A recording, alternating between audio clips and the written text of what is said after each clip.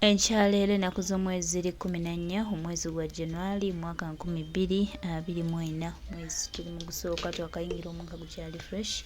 Olunaku olwaleero omukyala Teddy Bugingo agambye nedda kagendeko asabireko ku kyaki y'omwami we taata w'abaana omukulu Pastor Aloysius Bugingo ne muganda wange bituuseeyo obunkenke bubadde bungi nnyo ddala. Weewaawo bo abasabi endiga zimwaniriza mu ssanyu ne zimugamba maama you are most welcome, maama weebale kujja, maama tukwagala nnyo, maama weebale kwegamba ng'owulira maama yekka. Naye munange maama bamwaniriza mu ssanyu, katulinde omusumba wanaatuukira oba naye maama anamwaniriza mu ssanyu naye yo embeera bwetyo bweri. Baganda bange, mikwano gyange, mukyala Teddy Bugingo olunaku olwaleero asazeewo okusaba ku kkanisa ya mwami we wano ku Canaan Land era atuukidde mu Muzila. Mwebale nnyo mwenna abamwaniriza. Weewaawo waliwo ba blogger ab'enjawulo omuli banyanga bano ba Calvin Kayanja abeenoonyeza ebyabwe abatandise okugenda ewa Pastor Aloysius Bugingo ne batulimbalimba nga waayina ebiwundu era bafulumeza akatambi k'ebiwundu bye. naye nga mukwano gwange bw'okalaba naawe oyinza okuseka, oyinza okugamba ddala kituufu kano ke katambi oba bya just kale kwegamba nga bingi ebirimu ebibuzaabuza. naye maama Teddy Bugingo tukebazizza obuvumu bw'okozesezza n'ogamba ko olumba olwaleero. Lumba tulumbe tulumbe bannange, tulumbire ddala embeera bwetyo bweri. Baganda bange, njagala nkulage ekiri ku kyaki wano omukulu mukyala Teddy Bugingo ng'amaze okuba ng'atuuka. Omukyala ono mukyala w'amaanyi, mukyala muvumu, mukyala yeewa ekitiibwa ate akuumye ekitiibwa kye ng'omukyala Bugingo omukulu. Va ku ono gwe yasanga obusanzi n'amuggisaako ekitiibwa kye. naye maama Teddy Bugingo kyo ekitiibwa akikuumidde ddala. Tweyanzizza nnyo, tweyanziige. Embeera bwetyo bweri. Omukwano ogwo gw'olaba gwe gw'abantu bannange.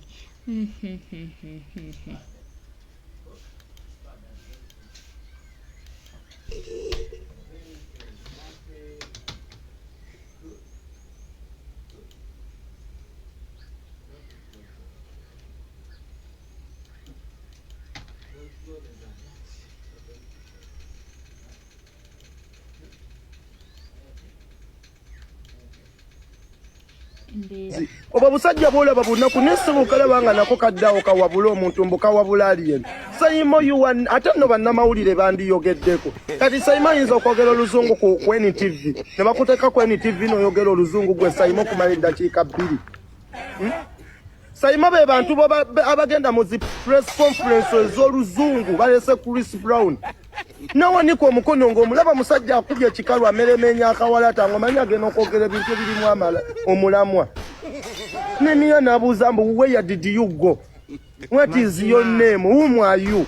N'ogamba kati ono munnamawulire atali professional. Nze nawunya abantu kati Sayimo okuva ddi ng'omanyi olumirirwa champion League era kati gwe feded presenter eyakola ku WBS ne bagiggala. Toyina na qualifications zikwogera ku muntu yenna, toyina na qualifications zogera ku mawulire. Kati Sayimo munawo ina kirota ekigenda ku BBS. Kasajja kukalingiza kagenda ne kandipira wano mboyo rama wafiri kinolaba akasajja kyoba abali bagenda kali tulera yali ekalinnyo omutwe. Tulera yali ekalinnyo omutwe nga kagenda fira mu lumotoka lwako. Obusanga busajja bunaku nnyo bunoonya mawulire okasanga kawunye nkwawa okabuuza nze bugenda we Kampala ne bugenda ne bunneetoloola kaba namawulire nokawa ate goli munnamawulire wawa nze Sayimo kawalaata n'omugamba yesu kosimule ebiwalaato Jones jeko interview ekiwalaata kyo kiwunya nnyo nga buwunye nabu kawunye nkwawa zirimu ebipaapi engatte egudde olubege kakutte lukamera ne kakutunuzaamu essimu buno busimu bupopu wanu waayitu nokakatira bakano nkutte essimu ya bei ng'essimu gye nkutte nga mapensa Samsung S20 Plus ontunuzaamu waayitu munzijako mawulire onteeke ku biccano byo. Nokatunula kati Sayimo emyaka egigyo gyakwejjusa. Mulimu abantu abatuuka mu myaka kati omuntu yenna atuuse mu myaka gya Sayimo kuba kwejjusa. Kale singa nali nti kale singa kati gwe Sayimo emyaka gyo gy'olimu gyakwejjusa si gya kukola. Wava dda mu myaka gy'okola. wavadda mu myaka gy'obugagga oli myaka gya kwejjusa myaka gya ntondo myaka gya bwavu myaka gya kufa kuba Sayima ali myaka munnaku ana ezisembayo omuntu walowoleleza mbu agenda kufa utaba na ssuubi wakati Sayima abeerawo neyeeralikira nga engenda kufa yoyo omuntu ali munnaku ana ezisembayo kuba omuntu waba agenda kuva mu bulamu bw'ensi asigaza ennaku ana nga yeeralikirira kati gy'emyaka Sayima gy'alimu ali munnaku zaana kasajja kasirusiru tekategeera kabuukira n'obuukira omwana oyo champion good omwamubuukira from day one omwana ategese ekivulu kati njagala tukwatagane oŋŋamba otya mbu nno olumirirwa champion good nga azimbye nga n'ekivulu kye yategeka azimbire maama wakisekerera nze newunya abantu kati Sayima okuva ddi ng'omanyi olumirirwa champion good mbwe omwana kanteekeyo good mulabe bwafaanana ate ono Sayima njamusabule nga n'omwana mumulabako olw'ebyokwerinda Good sigenda muteekayo kuba bayinza n'otwala live kuba enfaanana gy'afaananamu imbi nnyo to the extent nti Good ejjadu lye baamukubye yabadde agenda kufuuka amaca yabadde agenda yafuuse amaca omwana yafuuse omwana Good baamukubye ejjadu omwana n'akyuka mu ddakiika 2 Good nafuukirawo amaca nafuukirawo mutowe nze nadde mmanyi nti nno omwana ye amaca kumbe ye Good yennyini owaffe naye Sayima njagala nkubuuza ebibuuzo kuva ddi ng'olina okulumirirwa Good Sayima mutufuukidde ekizibu mama nyini bannama kati Sayima gwe badde agamba gundi Bugingo atulage ebiwundu ebimuli mu mugongo tebaamukubye masasi gwomu gwagamba mbu ekyokuleeta champion Good mu kamera tekitegereke kati Sayima bosajjamu mumeze ebiwalaata naye temutegeera kati gwe feded presenter eyakola ku WBS ne bagiggala oyo omwana temumwagalizangako kalungi don't pretend temuvangayo kwagaliza Good kirungi kyonna era mubaddenga mumukuba oyinza okuŋŋamba nno obadde oyagaliza Good nga yategekera maama we ekivulu ave mu kiyumba ekibi asule mu nnyumba enningi noyingira mu kivulu ky'omwana n'olikodinga space esigadde waye bifulopinse ye n'ogenda ku TV n'ogenda ng'olekana kati ssaawa ya leero oyagala tugamba muno olumirirwa Good okusinga waliwe we yali akwetaagira mbwe omulumirirwa nnyo munoonya mawulire na views kukuza bupeji bwammwe babamanye naye ebyo ebintu byemukola omwana oyo bujja kukyanga babikola baana bammwe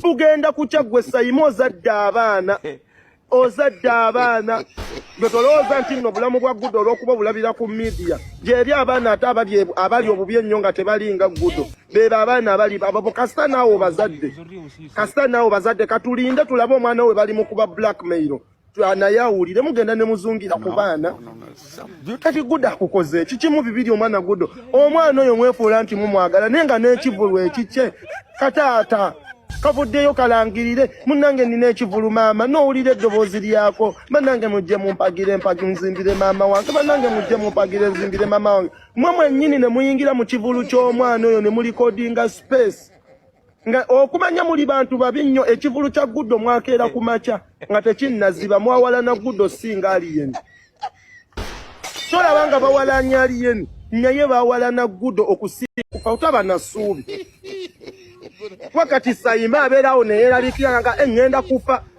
yoyo omuntu ali mu nnaku ana ezisembayo kuba omuntu waba agenda kuva mu bulamu bw'ensi asigaza ennaku ana nga yeeralikirira kati gy'emyaka Sayima gy'alimu ali mu nnaku zaana kasajja kasirusiru tekategeera kabuukira n'obuukira omwana oyo champion Good omwamubuukira from day one omwana ategese ekivulu kati njagala tukwatagane oŋŋamba otya mbu nno olumirirwa champion Good nga azimbye nga n'ekivulu kye yategeka azimbire maama wakisekerera nze newunya abantu kati Sayima okuva ddi ng'omanyi olumirirwa champion Good mbwe omwana kanteekeyo Good mulabe bwafaanana ate ono Sayima njamusabule nga n'omwana mumulabako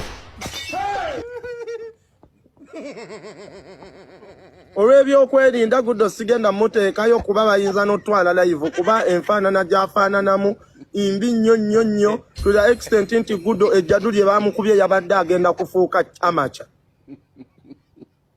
yabadde agenda yafuusa amaki omwana yafuuse omwana Guddo bamukubye ejjadu omwana n'akyuka mu ddakiika 2 n'akyuka mu ddakiika 2 Guddo n'afuukirawo amaca n'afuukirawo mutowe nze nadde mmanyi nti nno omwana ye amaca kumbe ye Guddo yennyini owaffe naye Simon njagala nkubuuza ebibuuzo kuva ddi ng'olina okulumirirwa Guddo Simon mutufuukidde ekizibu mutufuukidde ekizibu mama nnyini bannama kati Simon gwe obadde agamba gundi Bugingo atulage ebiwundu ebimuli mu mugongo tebaamukubye masasi gwe omu gwagamba mbu ekyokuleeta champion Guddo mu kamera tekitegereke kati Simon basajjamu mumeze ebiwalaata naye temutegeera kati gwe feded presenter eyakola ku WBS ne bagiggala oyo omwana temumwagalizangako kalungi don't pretend temuvangayo kwagaliza Guddo kirungi kyonna era mubadde nga mumukuba oyinza okuŋŋamba nno obadde oyagaliza Guddo nga yategekera maama we ekivulu ave mu kiyumba ekibi asule mu nnyumba enningi noyingira mu kivulu ky'omwana n'olikodinga space esigadde waye bifulopinse ye n'ogenda ku TV n'ogenda ng'olekana kati ssaawa ya leero oyagala tugamba muno olumirirwa Guddo okusinga waliwo we yali akwetaagira mbu omulumirirwa nnyo munoonya mawulire na views kukuza bupeji bwamwe babamanye naye ebyo ebintu byemukola omwana oyo bujja kukyanga babikola baana bammwe bugenda kukya gwe Simon ozadde abaana gwe tolowooza nti nno obulamu bwa Guddo olw'okuba obulabira ku media gyeri abaana ate abali obubi ennyo nga tebalinga Guddo beeba abaana abali abo kasita naawe bazadde katulinde tulabe omwana we bali mu kuba blackmail naye awulire mugenda ne muzungira ku baana kati Guddo akukoze kikimu bibiri omwana Guddo omwana oyo mwefuula nti mumwagala naye nga n'ekivulu ekikye kataata kavuddeyo kalangirire munnange nina ekivulu maama n'owulira eddoboozi lyako bannange mujje mumpagire nzimbire maama wange bannange mujje mumpagire nzimbire maama wange mwe mwennyini ne muyingira mu kivulu ky'omwana oyo ne mulikodinga space nga okumanya muli bantu babi nnyo ekivulu kya Guddo mwakeera ku makya nga tekinnaziba mwawalana Guddo singa aliyeni tolaba nga bawalanya aliyeni naye bawalana Guddo okusinga aliyeni kati oveeyo ŋŋambe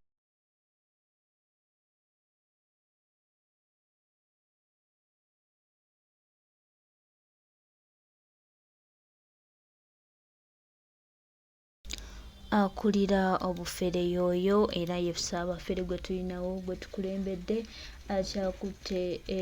akyakwatidde banne ekikopo ye mukulu oyo muganda wange mukwano gwange oyo omukulu mami mpulidde nti ontwala mu kkooti simanyi nakulebudde nakuvumye okuleka ng'omulamuzi aliko ekikyamu ku mutwe yajja okugunsalira nze ku nsi eno simanyiyo kulebula simanyiyo kuvuma kusinga kwawukanya mwana na muzadde we oli mubuulizi wa njiri abantu obabuulira njiri ki mu kyakiyo ng'ojjuddeko enge ku mutima nti ne taata w'abaana basobola okukoma ku mugo gw'entaana emagombe n'asimbayo kitooke n'otasindika baana kugenda kumulabako bwe yandifudde tewandirinnye ku mulambo gwe oba wakoze loosi wabadde oyagala afe kiraga kifaananyi kimazima ddala maama si gwe yakasooka okwawukana n'omusajja ffenna twazaalibwa mu bakazi banjawulo leka kulaga mpisa zitabangawo leka kuteeka baana mu ntalo zo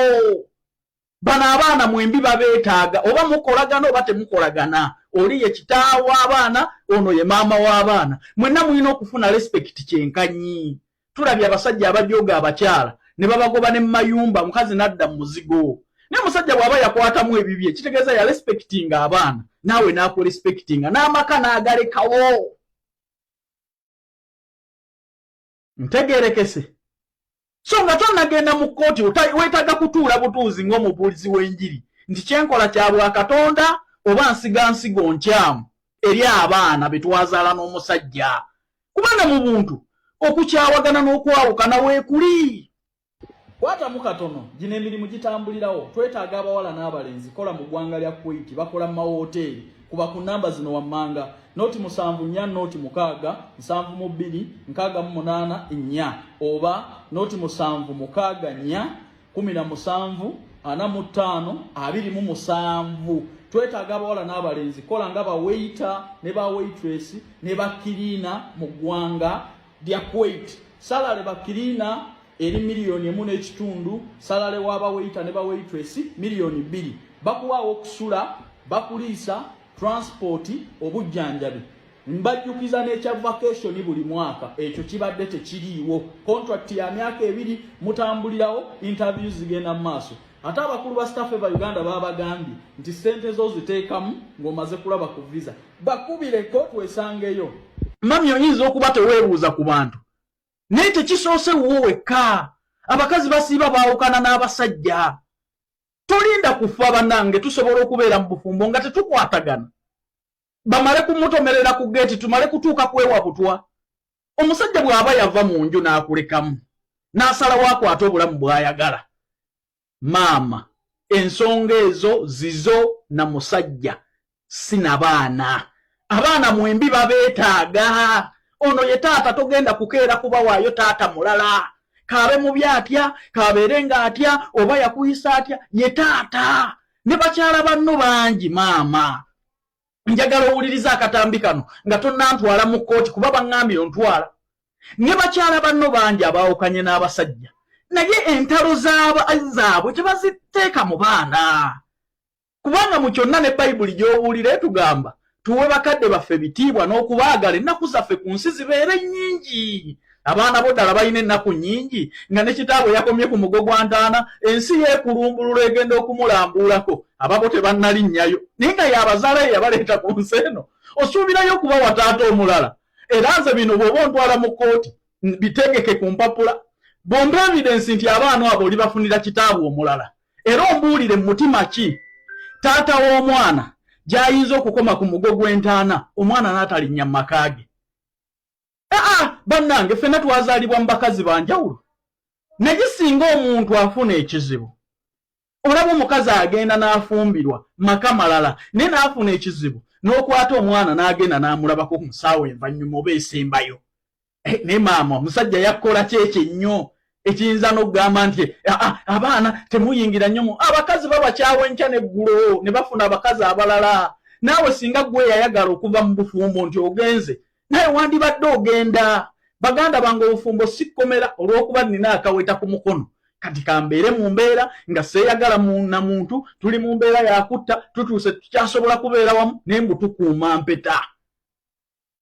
Tukuuma mpeta. Bwe tuluka kaseera nti tukyasobola beera wamu kese ezimuziwulira baamutomeredde ku geeti baamuwadde obutwa baamutuze omukazi yamugulidde ab'ebijambiya kubanga batuuka akaseera nga tebakyakwatagana. Tebakyasobola kubeera wamu. Naye olw'okuba baagala babasanyuse nga bali bumu. Bannange buli muntu yenna anoonya ssanyu ku nsi. Leka omusajja agende gy'afunira essanyu naawe onoonye gy'ofunira essanyu. Ebintu si bya mpaka. Maama gy'entalo zo mu baana mu baganda bange. Gy'entalo zo mu baganda bange. Kinnuma nnyo nti tebannalaba ku kitaffe. Wama batiimu Bugingo ndabye muli kuno mugobagana n'emiyaayu. Emiyaayu mugiveeko. Tugenda kugisomesa mpola mpola. Temuyombagana na muntu. Entalo zino twazirwanako. Naye kati ssaawa ya kusomesa mpola mpola. Gwe layikinga video giweka like okole ebirala. Emiyaayu giyombe gikole gitya.